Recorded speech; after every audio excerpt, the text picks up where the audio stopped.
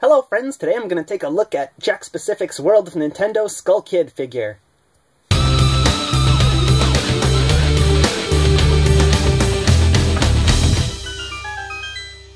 So here is Skull Kid out of the package, and you can really tell that this is the Skull Kid from Majora's Mask, because if you remember, the ones in Ocarina of Time had black faces with big, thick orange lips, and suddenly, 2 years later, when Majora's Mask came out, they had like these brown faces with lines as if the Skull Kids were made out of wood, and they had beaks for some reason. Doesn't make a lot of sense since the Skull Kids are Kokiri that got lost in Lost Woods, right? But well, whatever. They probably just changed it because they didn't want to look like it's blackface or anything. There are a few interesting things with the sculpt on this figure from Jakks. First of all, his body is not symmetrical. His torso, his upper torso, is leaning way to the left. And that's probably to emulate that artwork of him where he's looking at his hand when he has Majora's Mask on.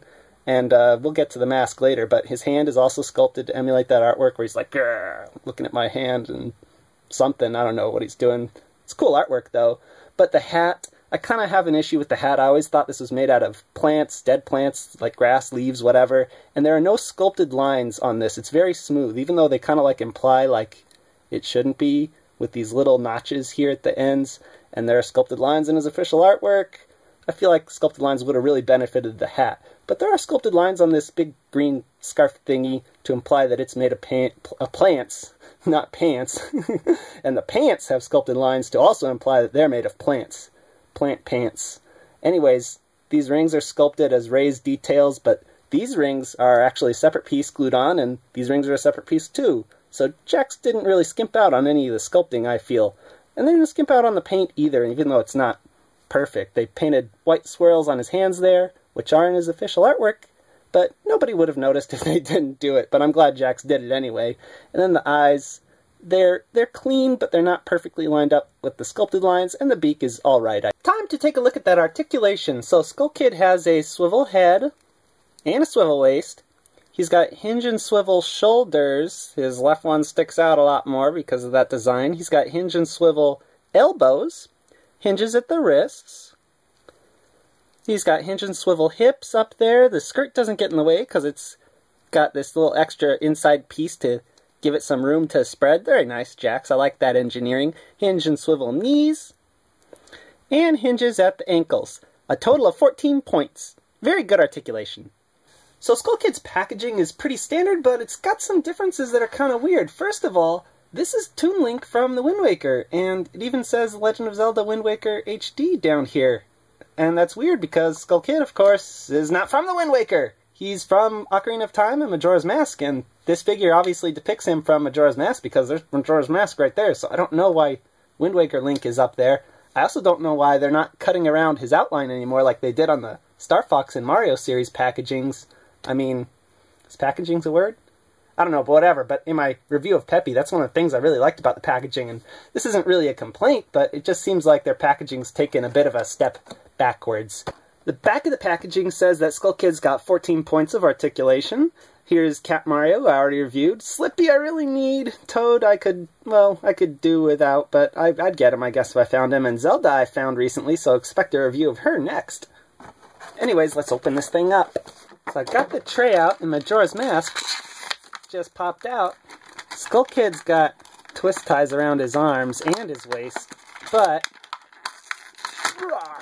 I'm just going to kind of force him out. Now it's time to take a look at one of the best selling points of this figure. Its only accessory, Majora's Mask. The paintwork on this thing is phenomenal. I don't think there's a single detail that they missed from the design in its artwork. They got all the little dots and stuff. I mean, there's supposed to be a few more squiggly lines of this near this orange stuff at the bottom of these top horns, but honestly, I don't really care. I'm really impressed that they got all these the right colors. Everything looks like it should look in the game. Maybe that's why it had to be a separate piece, because if I do have a complaint about the accessory, it's that it requires Skull Kid to have these big holes drilled in his head. And I know what some people are going to say, like, it doesn't matter because I'm just going to keep the mask pegged in there all the time. But then it's like, well, why not just sculpt the mask on his face and it can, you know, get a lot closer to his face and not stick out so much. But whatever. I mean, it's a nice option to have if you want to take the mask off and have another figure hold it, I guess. And he looks really good wearing it, honestly. It's scale time! Now if we measure to the top of Skull Kid's hat, he's over 4.5 inches tall. But if we just go to the top of his head, he's about 3.5 inches, and I think both are actually pretty tall for this character, and I'll show you what I mean right now. If you put Skull Kid next to the other 4-inch figures from Jack's World of Nintendo line, he is shorter than both of them, but keep in mind, Skull Kid was shorter than young Link at the end of Majora's Mask, so do you think like young Link is like that height, almost at eye level with Ocarina of Time Link? I don't think so. I think Skull Kid is unfortunately still too big to hang out with these guys. But let's see how he compares to some other Link figures. So here's the Skull Kid next to a really old BD&A Link from Ocarina of Time figure and the Figma Skyward Sword Link, and believe it or not, he's actually a much better scale with these two, either one of them, compared to the other figures from Jack's, because Skull Kid's supposed to be really short, like I said, even shorter than young Link from Majora's Mask and Ocarina of Time. Just for fun, here he is next to my 6-inch Batman and Spider-Man figures. Lastly, here's Skull Kid next to his baby brother. It's the 2.5-inch Skull Kid, also from Jack's Pacific. So Skull Kid's a pretty great figure, I think. I only have 2 real complaints. First is that asymmetrical sculpt that makes his shoulders lean all to the left. I don't know why Jack's did that. I would appreciate it if they didn't in the future. And second are, of course, those holes they had to cut into his face so you can attach Majora's Mask. But honestly, those 2 things don't bother me that much. And ultimately, I think Skull Kid's an awesome figure, and I recommend you go out and get him, friends. Until next time, peace out, YouTube.